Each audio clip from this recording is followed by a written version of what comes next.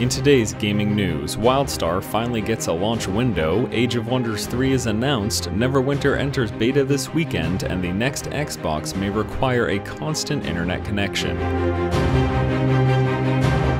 Hello ladies and gentlemen, welcome back to the show. It is Wednesday, February the 6th, and my name is Force, here with today's gaming news. First up today, WildStar, which was first announced back in 2011, finally has a release window. WildStar is a sci-fi fantasy MMO with gameplay that revolves around exploration of the planet Nexus.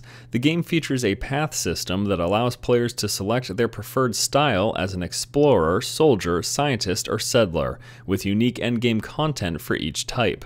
WildStar will be entering closed beta within the next 3 months and has a target release window of late 2013.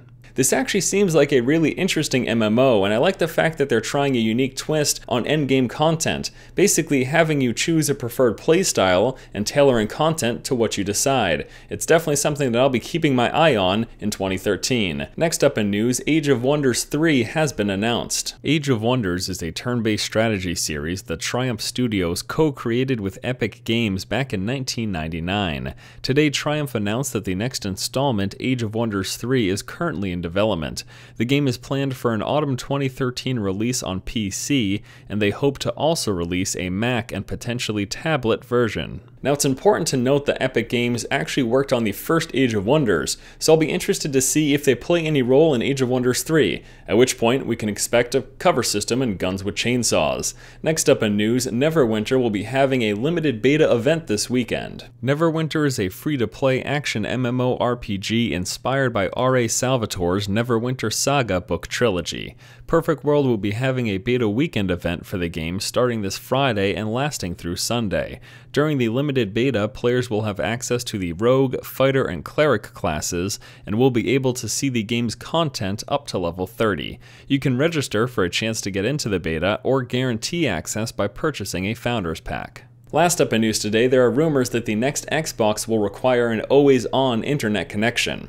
An article on Edge claims a source with first-hand experience says the next Xbox will include an upgraded Kinect, use Blu-ray discs, and requires constant internet connection.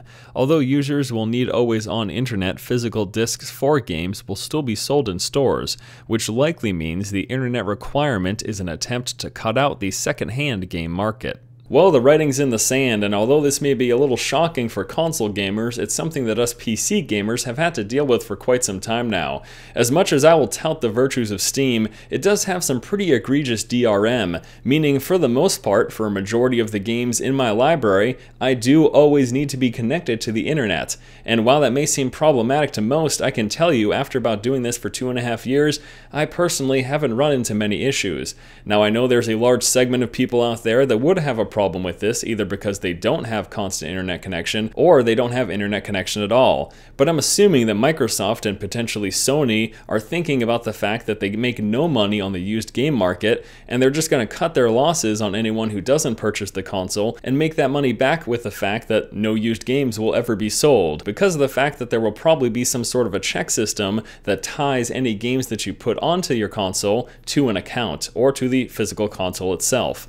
What I'd like to know from you guys today is, what do you think about this rumor, and how likely do you think it is to actually happen? Personally, it's not too far-fetched for me, and once again, I think the writing's in the sand. Alright guys, that's going to do it for today's episode of the show. Once again, thank you so much for watching. This has been Force, and you have just been force-fed. I totally screwed that up. There's supposed to be this huge snowstorm this weekend, and there's a fairly good chance I'm going to lose internet, but at least I can still play most of my games, right?